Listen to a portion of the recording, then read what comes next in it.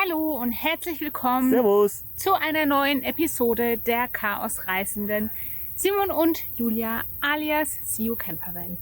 Auch genannt die zwei dümmsten Reisenden, die versucht haben, jemals in die USA einzureisen. Wenn ihr die letzte Videos gesehen habt, wisst ihr warum. Genau, unsere Reise von Argentinien nach Alaska ist nämlich kläglich an der US-amerikanischen Grenze von Mexiko nach Amerika gescheitert. Yes. Wir stehen immer noch hier auf der Ranch, auf dem Campingplatz. Es ist Moskitozeit. Und wir haben die Entscheidungsfindung nochmal um einen Tag verschoben. Das heißt, damit müsst ihr euch bis morgen gedulden, weil... Heute ist nämlich Fiesta Mexicana. Nein, es ist Nationalfeiertag. Wir sind ja noch in Casas Grandes, ziemlich außerhalb, 3 Kilometer. Und oben in der Stadt, da ist heute große Festlichkeit.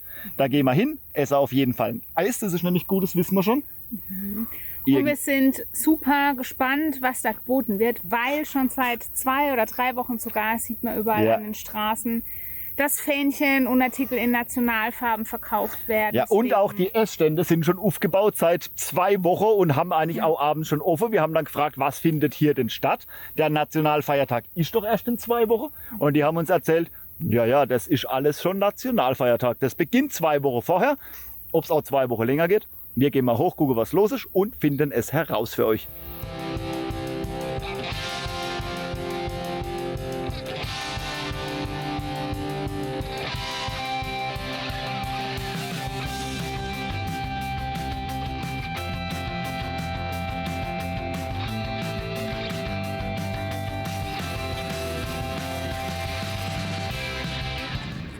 Auf dem Weg ins Dorf haben wir was mega Fortschrittliches entdeckt.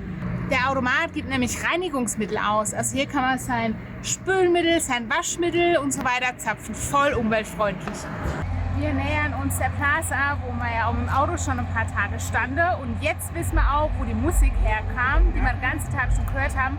Eine riesen Bühne mit mega Boomboxen. Mal gucken, was da heute abgeht.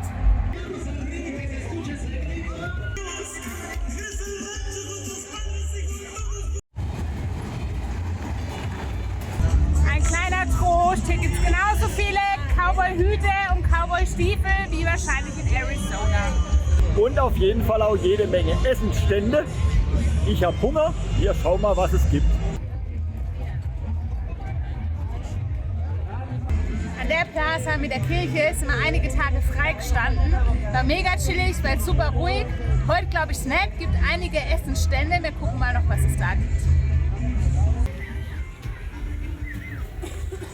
Es ist halt einfach wie immer hier, ne? Es gibt halt nichts ordentliches zu essen. Chips, Tacos, Burger, Hamburger und Grillkartoffeln. Grillkartoffeln, jawohl.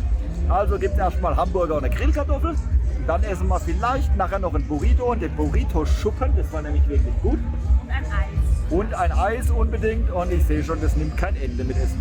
Sehr gut. Schmeckt richtig gut.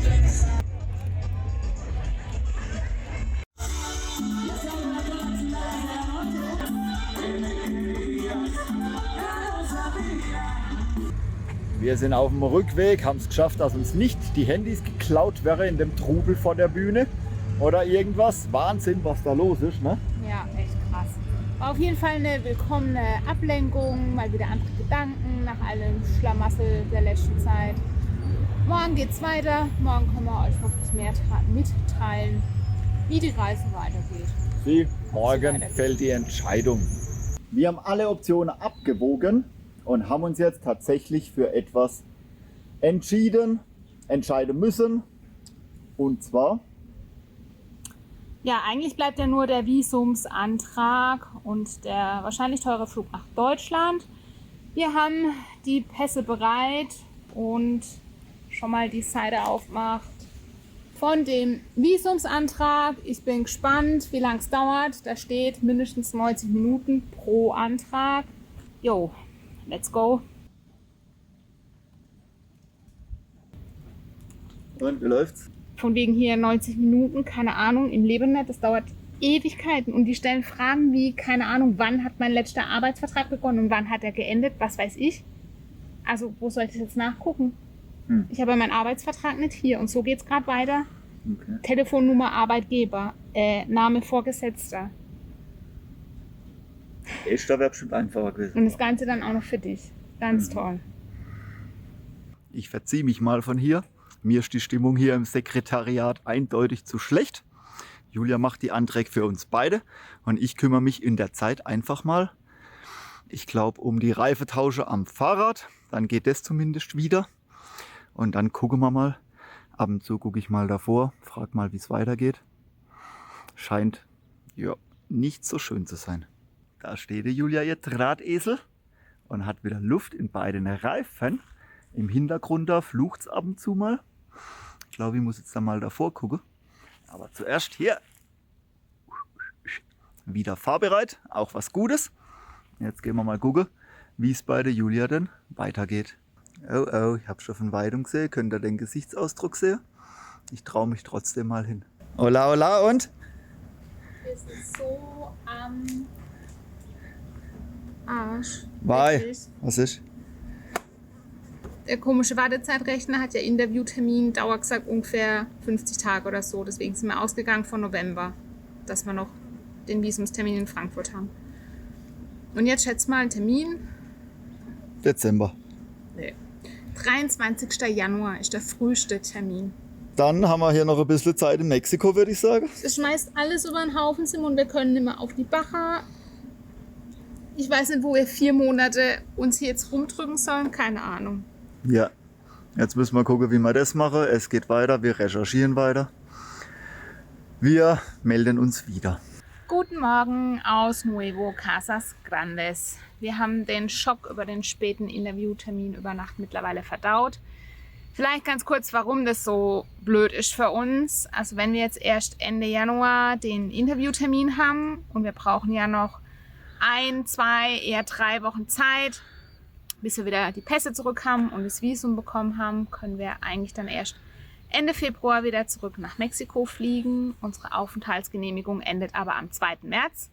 Das heißt, uns bleiben vielleicht noch 3, 4 Tage, keine Ahnung, nach Rückkehr, um wieder alles auf die Reihe zu kriegen, den Van startklar zu machen und 2000 Kilometer zur Grenze zu düsen. Das ist Punkt 1. Punkt 2 ist aber, dass es einfach komplett unsere Reiseroute über den Haufen wirft. Also das hat ja schon die USA-Geschichte.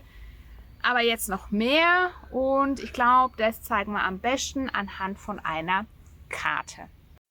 Eigentlich hätten wir von Nordmexiko aus über Arizona und den Grand Canyon zum Yellowstone Nationalpark fahren wollen und dann über Nevada und Las Vegas wieder zurück nach Nordmexiko, den Westen erkunden und von dort aus auf die wunderschöne Baja California.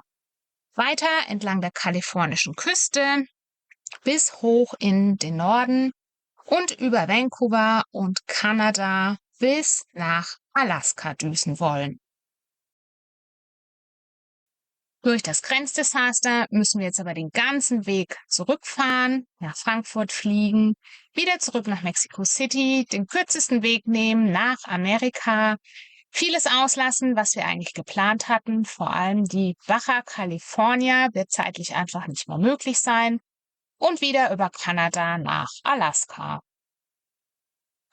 Das sollte da jetzt alles schön anhand der Karte ja gesehen haben. Das heißt, ich mache mich jetzt mal ans Flüge buchen.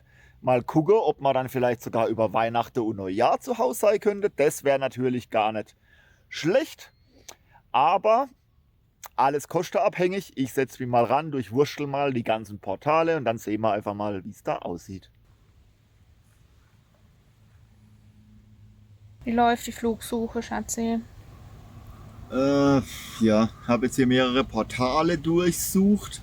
Und um die Weihnachtszeit ist leider alles viel zu teuer. Das heißt, Weihnachten und Silvester daheim sein ist leider nichts. Da liegt ein Flug bei oftmals über 1000 Euro. Shit. Ja, haben wir ja vermutet. Aber ich habe jetzt Flüge gefunden im Januar, so 13, 14, 15 der Dreh rum.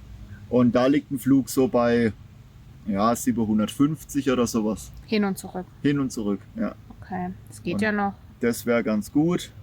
Ich habe jetzt dann, glaube ich, auch gleich noch 1, 2 Vergleiche und dann buchen wir die Dinger vielleicht gleich. Ich habe gebucht. Wir fliegen am 13. Januar nach Deutschland und zurück am, weiß gar nicht mehr, muss ich es nochmal nachgucken, 27. glaube ich, Februar zurück. Also sind wir dann fast 5 Wochen in Deutschland. Aber ja, jetzt fliegen wir am 13., am 23. haben wir das Interview und somit ja, sollte das dann passen, dass wir hinten raus dann genug Luft haben. Die brauchen ja 3-4 Wochen, bis wir das Visum dann im Pass haben. Wir machen einfach das Beste draus. Die Flüge sind gebucht und als wäre es noch nicht genug mit unserem ganzen Mist, hat uns gestern auch noch die traurige Nachricht erreicht, dass mein Onkel gestorben ist. Ja, ganz plötzlich an einem Herzschlag. Mega schlimm, jetzt vor allem für mich, weil wir einfach auch so weit weg sind und ja, es mir emotional gerade schon nicht so gut geht. Ja, eigentlich wollten wir gestern schon weiterfahren, das haben wir jetzt auf heute verschoben. Und in dem Zusammenhang ist mir was eingefallen und zwar hat uns unsere liebe Freundin Heike was mit auf den Weg gegeben an unserer Abschiedsparty. Und zwar mit den Worten, wenn es euch irgendwann mal richtig schlecht geht und ihr nimmer weiter wisst und ihr eigentlich keinen Bock mehr auf die Reise habt, dann macht dieses Döschen auf. Ich hätte nicht gedacht, dass wir es brauchen. Ja, schlimmer geht natürlich immer. Also ich meine, wir sind gesund, Bus fehlt im Moment nichts und andere würden sich die Finger danach lecken, jetzt nochmal 4 Monate in Mexiko bleiben zu dürfen. Aber ihr habt es ja gesehen an der Karte, für uns wirft es jetzt einfach alles über den Haufen. Es kostet viel Geld und Zeit und Nerven und deswegen gucken wir jetzt mal, was da drin ist. Geld und ein Brief, ich denke, das ist das Wesentliche. Ihr braucht Hilfe, ruft an und dann die Telefonnummer von den beiden. Ganz liebe Grüße, Heike und Frank. Leute, ihr seid die Besten. Wir werden das gern die Tage in Anspruch nehmen. Jetzt machen wir uns aber hier erstmal vom Acker, denn mittlerweile fällt schon das Laub von den Bäumen und färbt sich gelb. Als wir angekommen sind vor 2-3 Wochen war das noch nicht so. Deswegen auch der Wind. Man hört es vielleicht im Hintergrund und ja. Wenn ihr uns was Gutes tun wollt, dann liked das Video, hinterlasst einen Kommentar, ein paar liebe aufmunternde Worte. Können wir gerade echt gebrauchen. Abonniert unseren Kanal und empfehlt uns weiter. Und jetzt hoffen wir, dass wir euch die Tage auch zur Abwechslung mal noch was Schönes wieder zeigen können.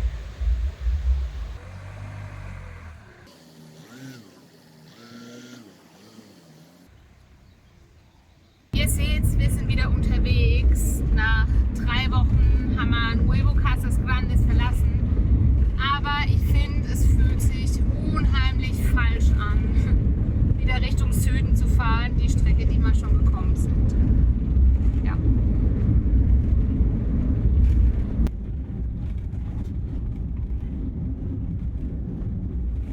Guten Morgen, wir haben am Walmart übernachtet. Wenn wir nicht in die USA dürfen, dann holen wir uns einfach so ein bisschen das US-Feeling. Ja, mit einer Nacht am Walmart und jetzt geht es dann gleich wieder weiter, richtig Strecke machen. Julia hat eine neue Route ausgesucht, dass wir nicht mehr genau die gleiche fahren, ne, die wir schon gefahren sind. Und dann gucken wir einfach mal, was es da denn noch zu entdecken gibt.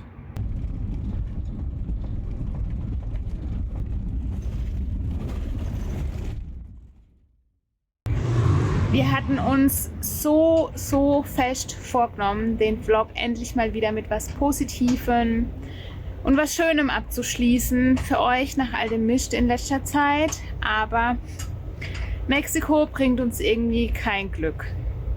Wir sind gestern noch 500 Kilometer weit fast gefahren, Richtung Süden. Und als wir gestern Abend hier spät an der Raststätte angekommen sind, mussten wir leider feststellen, dass es mal wieder unseren hinteren Stoßdämpfer aus der Aufnahme gefetzt hat. Und diesmal scheint er richtig kaputt zu sein. Ja, wir wissen noch nicht, ob wir es reparieren können. Und wahrscheinlich hat es dabei auch noch unsere Handbremse beschädigt. Ganz großes Kino.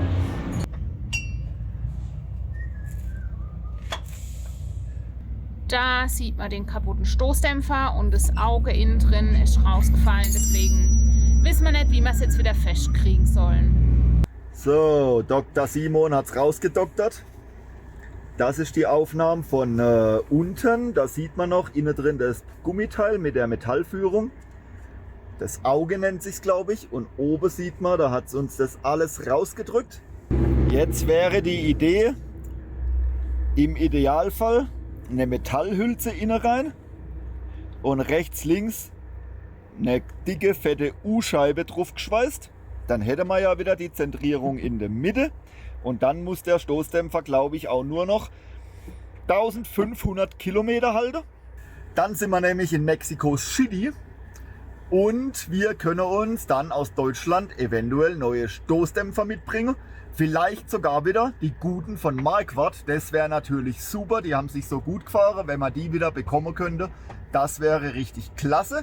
Und ich denke, dann hätte man keine Probleme mehr bis zum Ende der Reise. Ach so, und Handbremse war wahrscheinlich nur ausgehängt. Da hat wahrscheinlich der Stoßdämpfer gegen das Seil irgendwie gedrückt und hat hinter nur das Handbremsseil ausgehängt.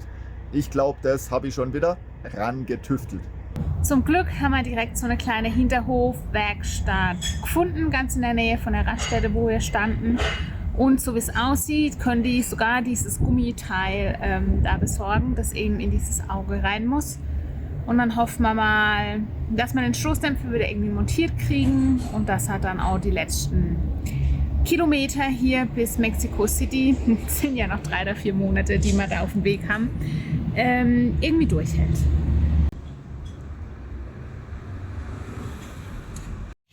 Was halt auch wirklich top ist, wir waren jetzt schon in ein paar Werkstätten und egal wo, in welchem Land, egal zu welcher Uhrzeit man kommt und es wird einem sofort geholfen. Es wird alles stehen und liegen gelassen. Nicht erst, Termin, komm in 3 Tagen, keine Ahnung. Hier ist jetzt kleine Frau losgefahren, hat so ein Teil geholt, das da innen reinpasst, wird jetzt reingepresst, das ist sogar länger. Und das schneidet man sogar auf die Länge ab, dass man den Stoßdämpfer nicht mehr unterlegen müsse. Dann sollte das eigentlich funktionieren. Gut, wir zeigen es gleich mal. So, ihr habt vergessen zu filmen. Hier können wir es jetzt nochmal sehen, was er uns gebastelt hat. Er hat das Ding da reingepresst, steht ein bisschen über, das sollte ganz gut sein, um den Abstand zu schaffen. Und ich montiere den Stoßdämpfer jetzt einfach mal wieder und dann werden wir sehen, wie lange es hält. Jetzt waren wir nur kurz einkaufen, vielleicht eine halbe Stunde, sind zurück und sie haben die Handbremse schon erledigt. Das ging wirklich ruckzuck. Haben sie hinten raus irgendwie Seile ein bisschen hinten raus, dann einfach unerlegt. Das war eigentlich auch meine Idee, was man machen könnte. Wir checken mal noch, ob sie jetzt beidseitig ordentlich funktioniert, aber das sieht, glaube ich, gut aus. Und man muss sagen, die Jungs hier wirklich gut, haben noch was zu trinken sogar geschenkt bekommen. Man geht zum Mechaniker und bekommt was zu trinken geschenkt. Jetzt bin ich aufs Bezahlen gespannt. Das ist immer eine spannende Sache.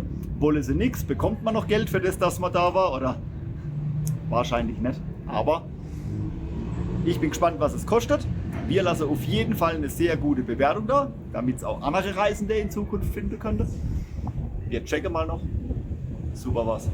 Es ging jetzt alles mal wieder so schnell, dass wir gar nicht mit dem Film hinterhergekommen sind. Auf jeden Fall auch mal wieder mega, mega nett. Die wollten keinen Penny von uns. Haben uns 2 Liter Flaschen Kaltgetränke noch geschenkt. Haben jetzt die Handbremse repariert und was gewaschen für den Stoßdämpfer und wollten, wie gesagt, kein Geld. Wir haben jetzt dem Mechaniker ein kleines Trinkgeld gegeben, 10 €, auch nicht die Welt, aber mega lieb. Und die Erfahrung haben wir schon so oft hier gemacht. Ach so, und vielleicht noch kurz, wo geht's hin? Keine Ahnung, wir wissen es selber nicht.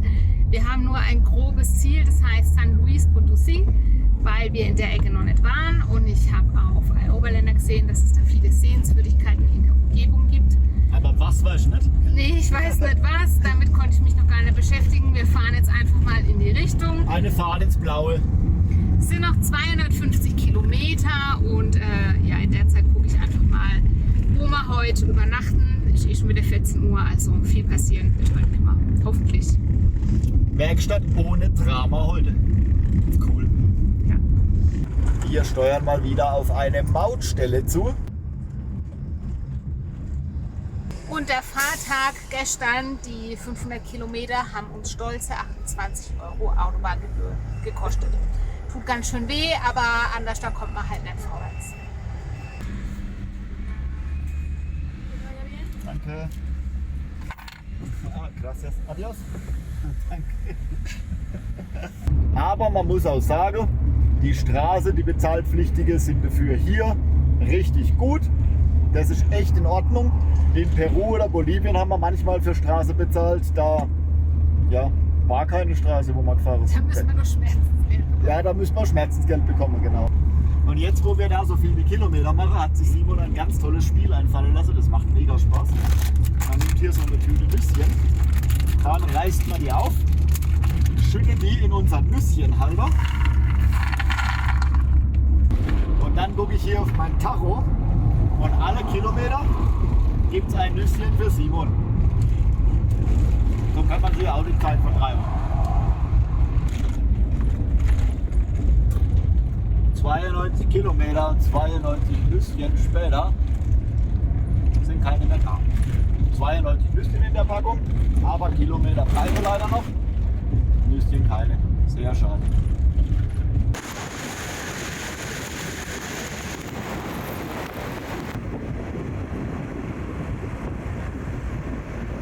Nach langer Fahrt sind wir auf unserem Camping angekommen. Der ist hier richtig gut, sogar mit großem Pool. Eine Lagune ist in der Nähe. Und kaum waren wir da, haben noch nicht geparkt, kam hier eine ganze Bande an. Auf dem mexikanischen Racer nennen sie es, dem Pferdchen. Und wir wurden sofort zu Bier eingeladen. Setzt euch dazu. Die feiern hier, die haben irgendwie, ist wahrscheinlich normal, um 2 Feierabend gemacht. Ja. Die nehmen sich halt die Zeit. Sie haben gesagt, sie gehen nochmal arbeiten, machen nur kurz Pause. Aber aus der Kurzpause ist jetzt bis Abend geworden. Mittlerweile kam der Dorfmetzger vorbei. Der hat hier eine ganze Ladung Fleisch mitgebracht. Und jetzt wird hier ganz fröhlich gegrillt. Also arbeitet tut hier keiner mehr. Und sie haben uns eingeladen. Es gab super gute Würstle. Rind, ganz dünn aufgeschnitten. Wirklich toll. Ganz nette Leute. Und so verbringen wir unseren Abend. Nur das WLAN läuft noch nicht, aber das kriegen sie morgen in den Griff, haben sie gesagt. Da vorne sitzt die ganze Bande, die Musikbox ist am Start. Ganz gemütlich. Der mexikanische Racer.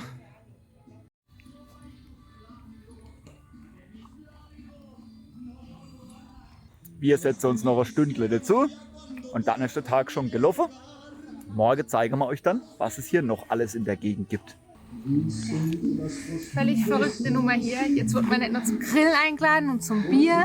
Jetzt ist ihnen hier gerade das Pferd ausgebüxt. Ich wollte gerade zur Toilette, habe es wieder eingefangen und jetzt dürfen wir auch noch eine Runde mit der Kutsche fahren. Los geht die wilde Fahrt.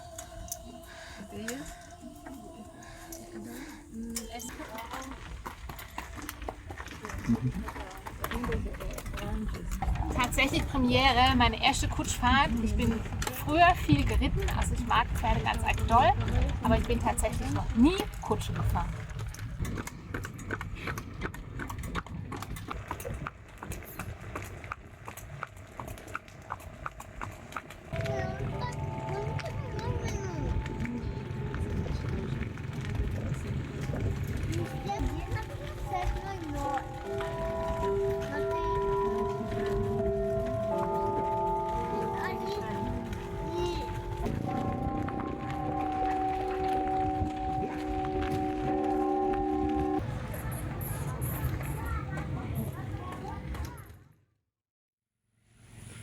Das war doch mal ein richtig cooler Empfang hier samt Kutschfahrt.